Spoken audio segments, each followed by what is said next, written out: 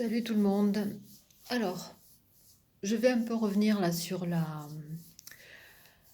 saison 2 de Macron, hein, à travers son discours de réinvestiture. Donc, vous avez certainement vu les images concernant l'arrivée de tous ces gens qui étaient invités, que ce soit des politiques, notamment Roselyne avec son superbe tailleur pantalon là, vert printemps. Voilà, donc il y avait des politiques, il y avait la famille des époux Macron, il y avait des gens concernant des acteurs, des gens du showbiz, il y avait certainement des intellectuels, des scientifiques, voilà, qu'il a largement ensuite salué après la fin de son discours. Donc, ok. Alors, avant qu'il fasse son discours, Laurent Fabius était là et a fait son petit discours lui aussi en disant que il avait été là il y a 5 ans de ça et pour, on va dire, souligner le premier quinquennat de Macron, à cette époque, il avait cité Chateaubriand, en fait, une phrase que j'ai pas retenue, mais en fait qui disait que, en gros, Macron était un homme moderne. Cette fois-ci, donc, à la phrase de Chateaubriand, il a rajouté donc un autre grand homme, Victor Hugo. Et là, il a dit qu'en fait, pour Victor Hugo, euh, quand ces temps troublés, voilà, ces temps troublés, euh, on va dire que il fallait être les serviteurs du droit et les esclaves du devoir. Voilà. Donc ça, c'est pour le deuxième mandat de Macron. Ensuite, il a rappelé que pendant ce mandat, le premier mandat, eh bien, Macron a été très très très bousculé, notamment, on va dire, d'une manière par la crise sanitaire. Bon, alors moi je dis que la crise sanitaire, oui, effectivement, par le Covid, mais moi je trouve qu'on a été, nous, pauvres citoyens, privés de liberté, privés d'aller et venir comme on voulait.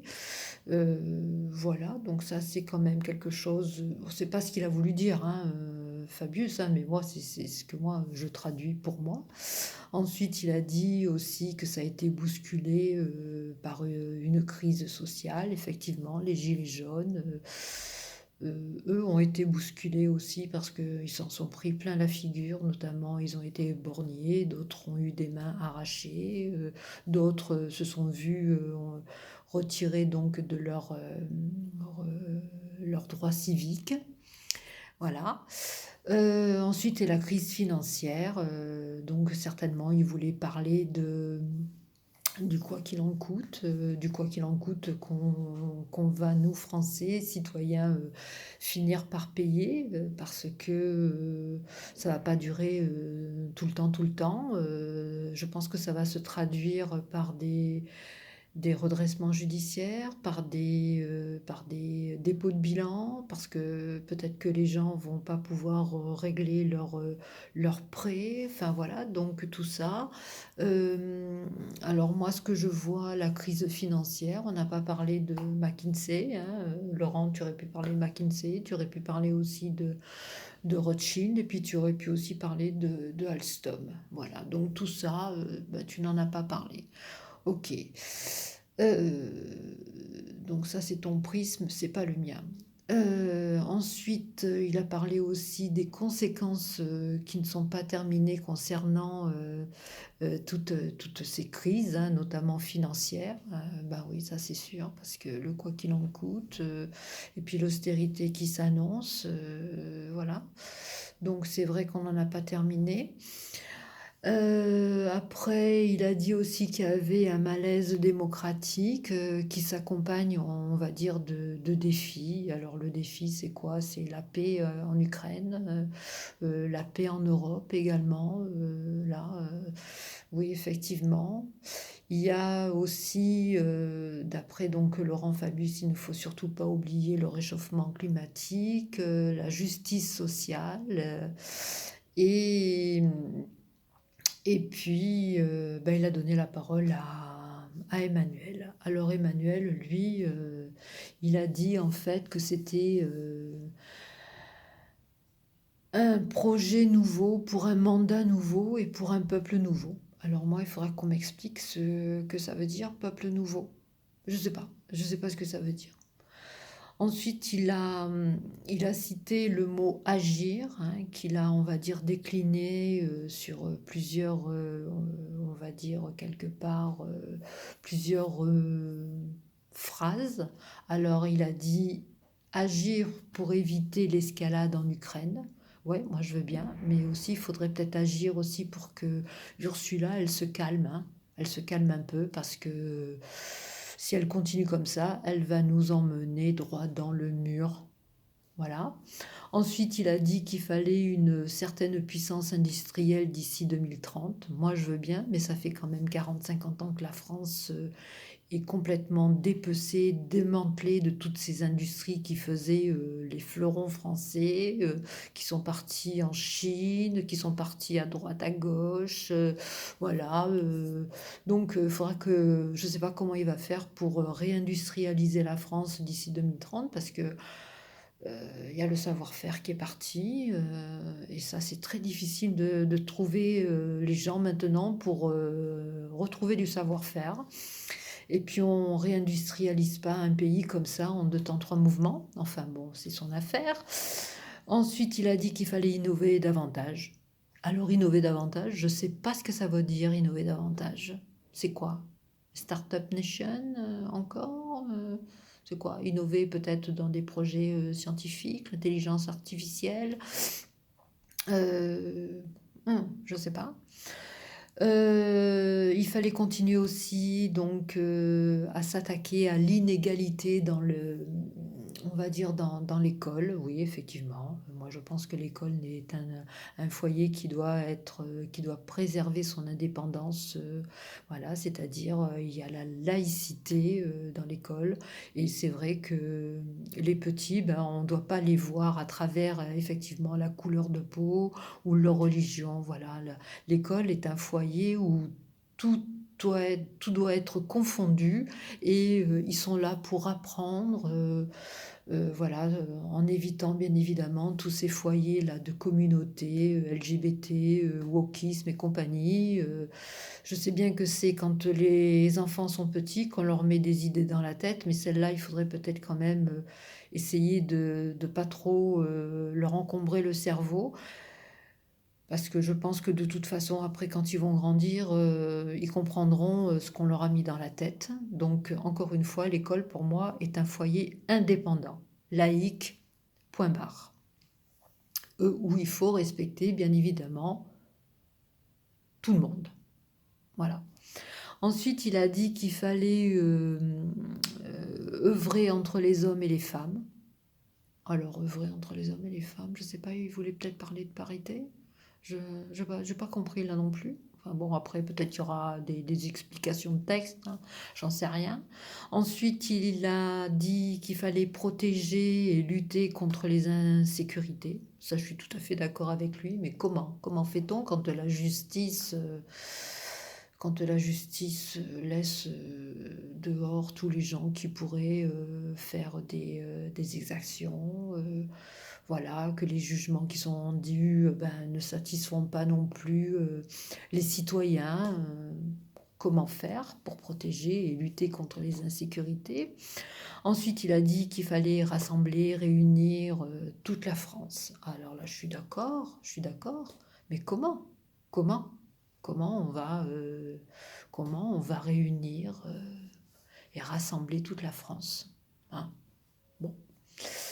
Euh, il fallait aussi donc faire face aux défis européens et quelque part les repousser, d'accord. Encore une fois, Ursula, hein, ne te mêle pas de ce qui ne te regarde pas. Et puis en plus, ne suivons pas non plus Pépé Biden dans tous ses états, hein. Voilà, donc d'après Macron, il faudrait réinventer un contrat social, écologique, qui soit plus productif. Oui, effectivement, il faudrait peut-être revoir tout ça et essayer de... euh, que tout le monde participe, qu'il y ait quelque part une forme de participation. Alors là, après la participation, ça veut dire quoi? Le monde syndical, le monde social, ça veut dire quoi? La dernière fois qu'il a essayé de nous faire participer, on a tous écrit comme des fous des cahiers de doléances qui ont été, on va dire, mis dans des caves, je ne sais où. Voilà, les gens, personne n'en a fait cas. La preuve, hein, c'est que, voilà, hein, dans les caves, on n'a plus entendu parler des cahiers de doléances. Alors je ne sais pas du tout ce qui veut dire par inventer une méthode nouvelle pour un nouveau contrat social. Je ne comprends pas. Là, j'avoue que je ne comprends pas du tout. Donc tout ça, apparemment, ce serait un nouveau fondement de la Renaissance. Et un fondement, oui, mais démocratique dont le pays a besoin. Ben, je ne sais pas trop, parce que la pseudo-démocratie actuelle, les gens, ben, justement, là, n'en veulent pas. Voilà. Alors, je ne sais pas du tout ce qu'il veut dire par euh, contrat social, contrat démocratique, je ne sais pas. Moi, il y a beaucoup de points d'interrogation, hein, je ne comprends plus rien. Hein. Ensuite, donc tout le monde était écoutait attentivement ce que Emmanuel était en train de nous raconter. Alors, on a vu Brigitte, Brigitte qui était toute en blanc, symbole de la Renaissance. Oui, bon, je passe les détails. Ensuite, il fallait servir notre patrie. Oui, servir notre patrie, mais moi j'ai pas tellement l'impression qu'on la sert notre patrie à travers l'Union européenne là, parce que le cadre de l'Union européenne, la patrie, la France, ça rentre pas dans le cadre de l'Union européenne. Elle est sans arrêt repoussée, la France, la patrie, l'esprit patriote. J'ai pas l'impression que qu'elle est en parfaite adéquation avec les valeurs européennes. Donc voilà, qu'est-ce qu'il a dit encore? Voilà. Enfin bon, moi quand j'écoute le discours, quand j'ai écouté le discours, ben, j'ai eu l'impression que Macron m'annonçait une sorte de paradis, de lumière, genre je vais vous montrer le chemin, je vais vous éclairer, je vais quelque part je suis votre obligé. Oui, oui, bien sûr, tu es notre obligé, ok. Mais quelque part aussi, moi j'ai eu l'impression que tout en dans ce discours, eh bien, il voulait aussi casser l'image qu'il a donnée des 5 ans passés. Mais cette image, il ne pourra pas la casser parce que dans la tête des gens, il y a quand même cette impression de violence, voilà. Notamment, je pense pas que c'est une image qui va s'édulcorer parce qu'avec ce qui va se passer certainement, c'est qu'il va y avoir des mouvements sociaux qui vont être encore très, qui vont quelque part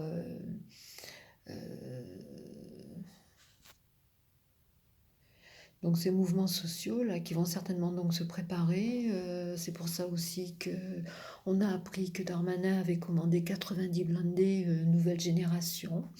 Alors nouvelle génération, ben, c'est pourquoi? C'est justement parce que vous pensez au gouvernement qu'il va y avoir des soulèvements, des gens qui vont pas être contents, des manifestations.